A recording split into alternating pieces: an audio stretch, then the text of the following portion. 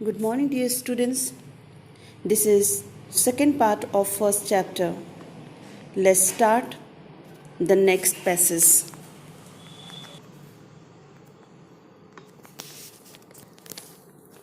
In the fall of 1872, I determined to make an effort to go there. My mother was troubled with a grave fear. This is difficult verse for you. Grave fear. Here it means seriously afraid, seriously worried that I was starting out on a wild goose chase, because he was starting out on a wild goose chase. And what is the meaning of this phrasal verb? Wild goose chase. Just write down the meaning. It means a foolish attempt. A foolish attempt for some impossible work. You can also say useless attempt, a foolish attempt. At any rate, here there is also one phrasal verb, at any rate. It means here at anyhow. I got only half-hearted consent from her that I might start. Finally, he gets the permission. I had very little money with which to buy clothes and pay my traveling expenses. My brother John helped me all that he could. But of course, that was not a great deal. Now, the difficult verse in this passage, kindly write down. The first difficult word is here determined. Write down the spelling. D-E-T-E-R-M-I-N-E-D. Determined means decided. And the second difficult word is effort. E-F-F-O-R-T. Effort. Effort means to try. Now, the difficult word is troubled. T-R-O-U-B-L-E-D. Troubled means worried for something. And there is one word, half-hearted. Half-hearted consent.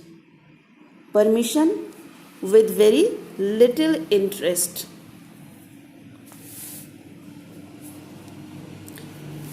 In this passage, the writer described that he decided to go to Hampton in the fall of 1872. But on the other hand, his mother was very much worried at his decision, because she thought it was a foolish task. She thinks that why it was foolish task? Because she thinks that it is impossible for her poor family to send the son to Hampton for study. But when the son requested again and again, she gave her half-hearted permission. But it was only half-hearted, because in fact she did not want to send her son to an unknown place without any resource and without any money. Anyhow, she gave him permission to go there with no interest. But this was not the end, because the problem was that he had very little money to buy clothes, to pay his traveling expenses. But his brother was very kind-hearted person. His name was John, and he helped Washington. But of course, it was not a great deal. Again, there is one difficult word for you. A great deal. A great deal means here not much. So, of course, his brother John helped him But it was not enough amount, it was not enough money for his traveling expenses to reach the Hampton Institute.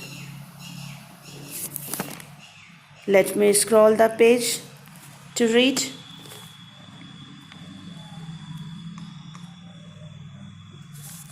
Finally, the great day came and I started for Hampton. I had only a small, cheap satchel. Satchel means here bag. That contained in which there was the few articles of clothing I could get. My mother at the time was rather weak and broken in health. She was not well at all. She was sick that time when he was about to start his journey. I hardly expected to see her again, and thus our parting was all the more sad. She, however, was very brave through it all.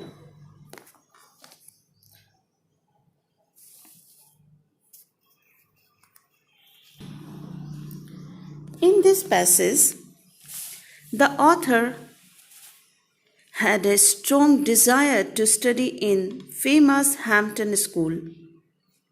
And finally, the day came when he was to go for Hampton.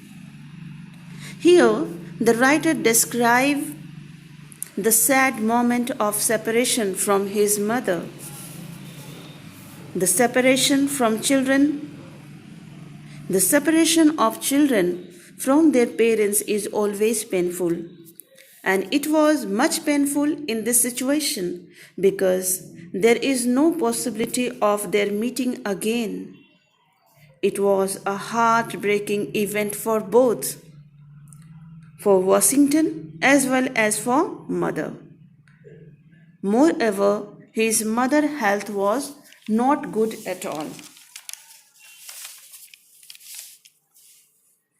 The author was thinking that his mother may not remain alive till the time he returns, because nothing was fixed.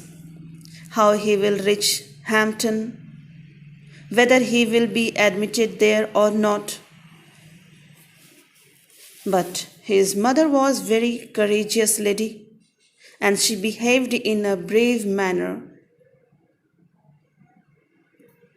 And she did not show any sign of weakness and remained cool-minded at the time of her son's departure. In this way, he got the permission and he started his journey.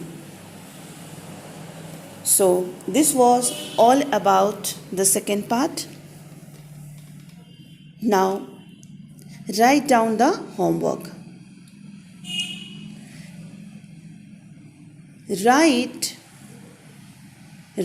down remaining difficult words. Write down difficult words in your notebook. Write down difficult words in your notebook given in glossary. Like first 30 you have already been given in part first as a homework, and now what you have to do? After 30 remaining difficult words you have to write along with their meaning, and also you have to learn these word meanings. So with all my words, I wanna end up my today's class. Thank you very much, my dear student. Next time again I will come with next passage. Thank you very much.